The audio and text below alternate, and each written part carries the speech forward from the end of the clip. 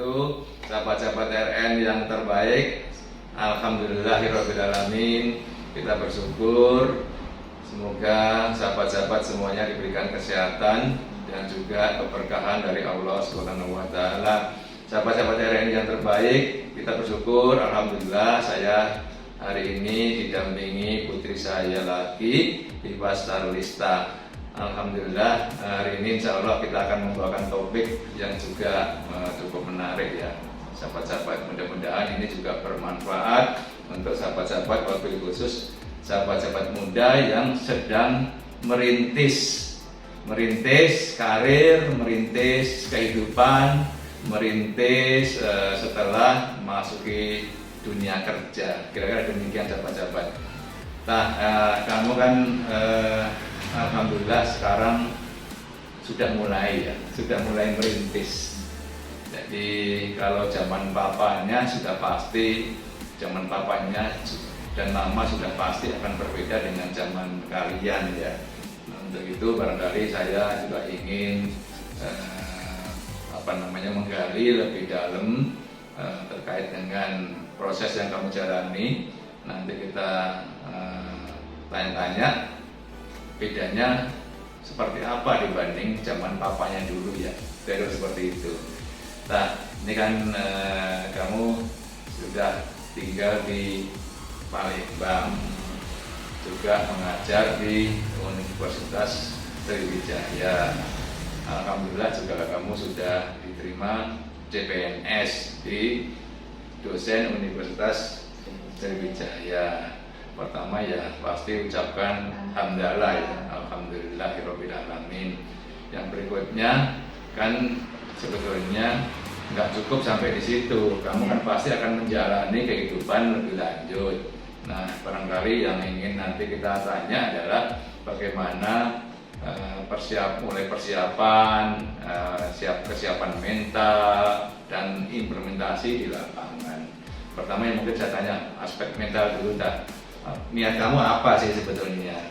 Niat kita itu sebelumnya itu memang kan ingin menjadi pengajar, ingin menjadi pengajar di universitas. Alhamdulillah dapat di Universitas Negeri di Universitas Sriwijaya. Alhamdulillah, walaupun dulu juga sempat kita sampaikan ya, diterima di manapun nggak masalah, ya kan. Tapi bersyukur bisa diterima di Palembang di Unsri. Lanjut kan? Untuk fokusnya memang dari awal itu kan sudah diarahkan dan sudah yakin kalau memang oke, jadi dosen, jadi pengajar itu. Dan itu mentalnya memang sudah terbentuk kan dari kita sudah S2. S2. Kenapa saya S2? Karena saya ingin jadi pengajar, jadi dosen. Di samping kamu kan juga sudah punya profesi sebagai apoteker. Lanjut. Nah, itu salah satu mentalnya itu dipersiapkan. Makanya kalau dipersiapkan ya sudah tidak kaget lagi. Itu mentalnya, jadi sudah tertata mentalnya. Ya, itu kan dari aspek, ini saya potong dari aspek pendidikan, kesiapan di pendidikan. Nah, kesiapan tempat, barangkali yang kamu kan pasti ini kan waduh ini jauh dari papa, jauh dari mama. Barangkali aspek mental seperti apa, aspek tempat? Ya, aspek tempat karena memang sudah kita punya background di Sumatera Selatan kan, papa kan memang asli dari Blitar, ya sudah ngerti lah ya lingkungan sana istilahnya. Jadi saya bisa kayak menyamakan Palembang itu sama kayak Jakarta lah. Karena kan memang sudah lama juga di Jakarta, sudah lama di Bekasi, jadi udah ngerti gimana kerasnya di sana. Gitu. Jadi saya kayak ini seperti Jakarta, seperti itu. Makanya udah kayak mentalnya udah gak kaget lagi. Ya, jadi ternyata saya baru tahu nih sahabat-sahabat, benar-benar saya baru tahu dia itu menganalogikan suatu tempat dengan tempat lain. Walaupun memang tempat itu memang tidak sama, tapi dia berusaha menganalogikan supaya tidak terlalu shock ya. Kira-kira itu ya. Jadi ini penting sahabat-sahabat ya. Saya juga baru tahu nih ternyata dia menganalogikan kayaknya nggak jauh-jauh beda dengan Bekasi barangkali gitu ya. Jakarta kira-kira gitu ya. Tingkat kekerasannya segala macam, apalagi memang sahabat-sahabat benar saya dulu kecilnya memang saya juga dilahirkan di daerah Sumatera Selatan, tepatnya di Ogan Komering Ulu. Kalau sekarang namanya Oku Timur ya sahabat-sahabat. Lanjut yang berikutnya yang saya ingin tanya terkait dengan latihan kesiapan mental. Yang sekarang, tadi juga terkait dengan tempat. Ya, silakan lanjut. Kesiapan mental juga pasti shock juga sih, kayak kangen mama, Oh, kangen iya, papa, iya. ya kan pasti nangis-nangisnya itu loh. Apalagi kalau Kamu orangnya nggak kelihatan selama ini tuh? enggak aku liatin, nanti mamanya sedih.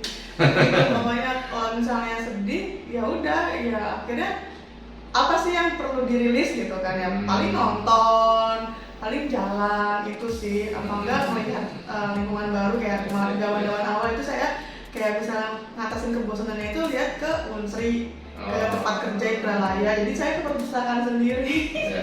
Gitu, jadi ke perpustakaan ya lihat buku itu sih, untuk ngelepas stresnya, biar kita udah tahu dulu lingkungan. Mengalihkan fokus ya berarti ya. Mengalihkan dulu biar nggak terlalu fokus di sedihnya itu sih.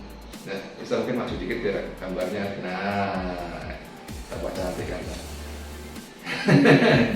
Nah, yang berikutnya ya tadi kan aspek mental, tapi yang kamu tambahkan yang saya juga surprise ya, ternyata kamu ada yang kamu simpan karena kamu ada kekhawatiran nanti orang tua menjadi sedih ya kan, menjadi khawatir ya kan.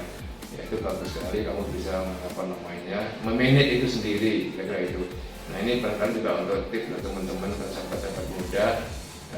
Kalau kita mengawali sesuatu yang baru, pasti ada sesuatu pengorbanan, ada sesuatu yang kita memang mental kita ini memang harus siap. Artinya siap itu sebetulnya pengalaman saya kan juga pernah mengalami hal yang sama, tapi barangkali juga nggak sama. Jadi mungkin lebih tepatnya pengalaman yang mirip tapi nggak sama. Nah, waktu masih muda saya dulu kalau kebalikannya, saya malah tinggal di Palembang yang awalannya. Selanjutnya akhirnya juga tinggal di Bekasi, tempat yang benar-benar sama sekali baru. Dan itu memang juga kita ada hal-hal yang kita harus atasi terkait dengan diri kita dan pasangan kita. Seperti itu Nah, yang berikutnya terkait aspek mental tadi, sebetulnya ini masih semua terkait aspek mental sebetulnya. Namanya biasa dengan orang tua, pasti kan lebih nyaman. Iya. Ya kan? Sekarang kamu tanda petik mau nggak mau harus menjalani kehidupan kamu yang baru. Jadi kan kamu biasa tinggal di orang tua, bersama orang tua. Sedangkan sekarang sudah mulai kamu menjalani kehidupan kamu yang baru. Nah, ini kan dari zona yang relatif nyaman ya, terus masuk ke zona baru, pasti kan berbeda.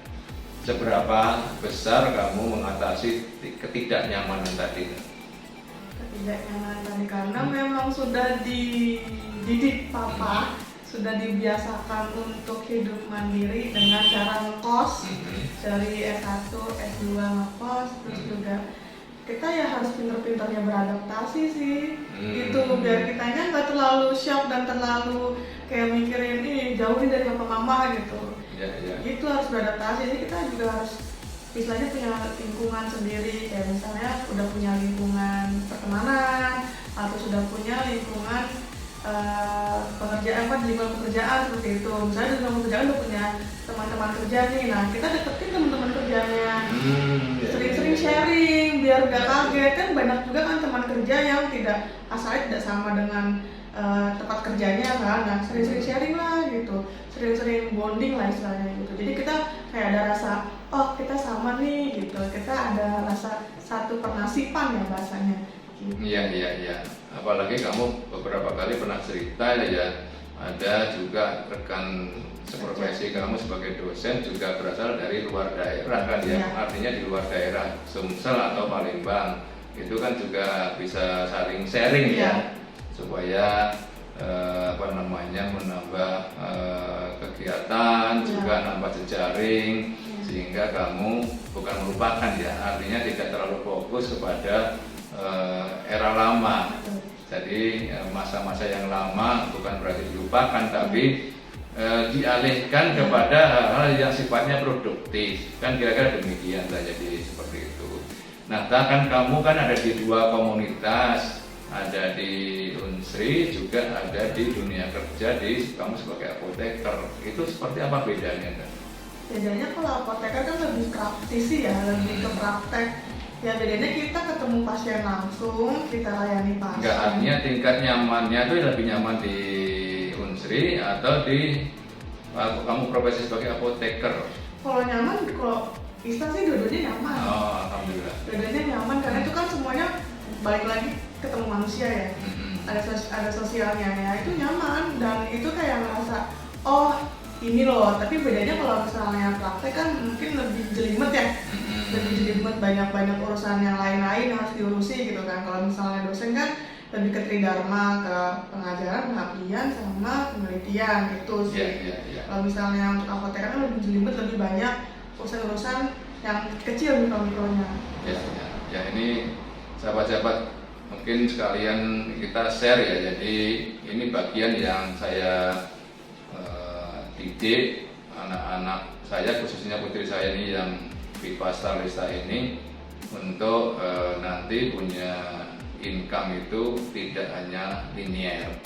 Jadi dia profesi sebagai dosen, juga profesi sebagai apoteker. Jadi saat ini minimal dia punya dua aktivitas. Ya, nanti berikutnya kamu kembangkan sendiri sehingga nanti menjadi cabang-cabang yang cukup untuk bagaimana supaya menopang masa depan kalian dan juga keluarga. Kenapa demikian? Karena pengabdian di PNS itu juga butuh perhatian, namun demikian perlu ditopang dengan hal-hal yang lain supaya menjadi lebih kuat. Kira-kira demikian. Jadi sahabat-sahabat yang terbaik, ini barangkali kita share, bukan bermaksud untuk memamerkan posisi Viva Starlista, bukan, tapi kita ingin memotivasi sahabat-sahabat muda ya, supaya mereka lebih bersemangat di dalam belajarnya, di dalam merencanakan kehidupannya, di dalam nanti mempersiapkan masa-masa perintisan kehidupannya, kehidupan barunya.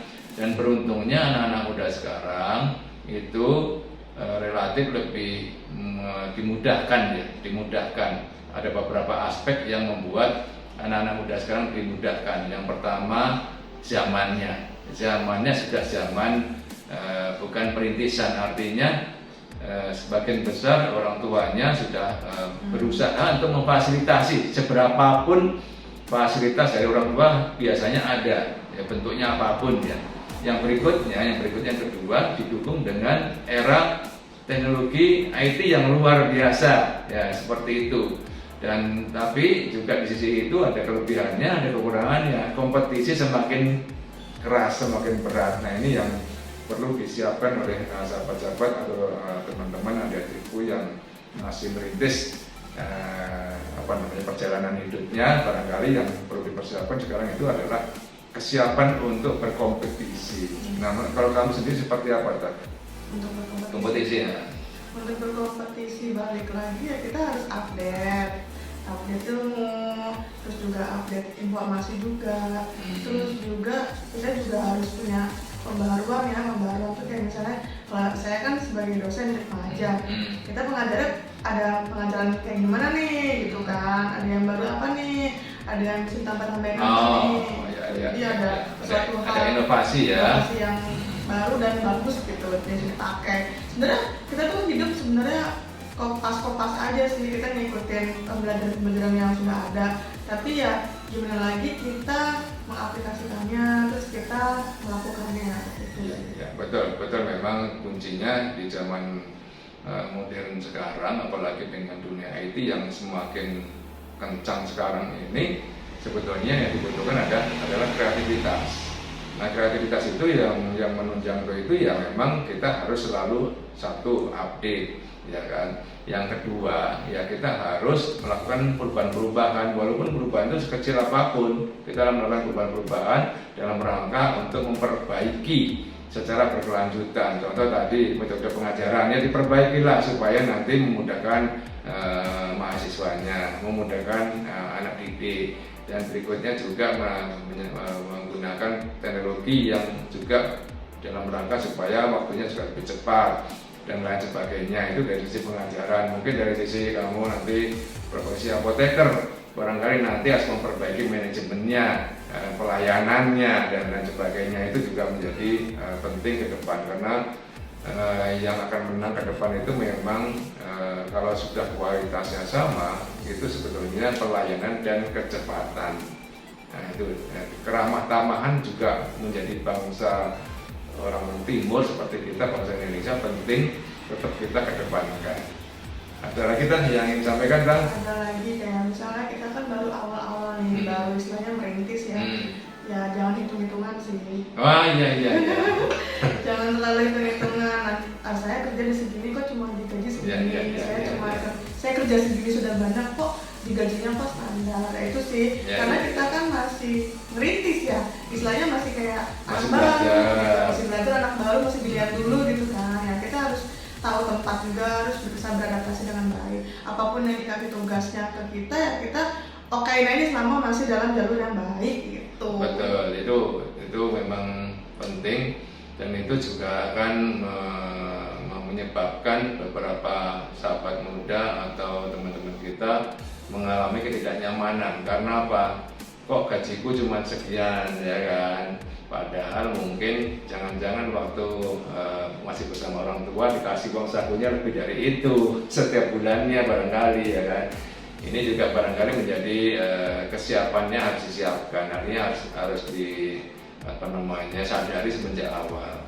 Ada lagi yang ingin sampaikan untuk sahabat-sahabat muda? Udah, yang penting semangat terus. Ya, jadi sahabat-sahabat tetap bersemangat ya. Kita meniti karir masih panjang, insya Allah seperti Pipa Starisa ini waktunya atau jangkauannya masih panjang, insya Allah perjalanannya dilancarkan oleh Allah. Jangan lupa selalu bersandar kepada Yang Maha Mengatur Hidup, yang menciptakan segala sesuatu yang ada di alam semesta ini dan sekaligus yang mengaturnya. Jadi kalau kita bersandar kepada Allah Subhanahu wa Ta'ala sebagai Yang Maha Pengatur, sebetulnya kita ini sudah satu hal, kita sudah melakukan manajemen mental. Bagaimana mental kita kuat di dalam menghadapi masa depan kita yang masih jauh dan panjang. Demikian sahabat-sahabat RN yang terbaik. Alhamdulillahirabbil alamin. Sukses untuk semuanya. Salam sehat. Assalamualaikum.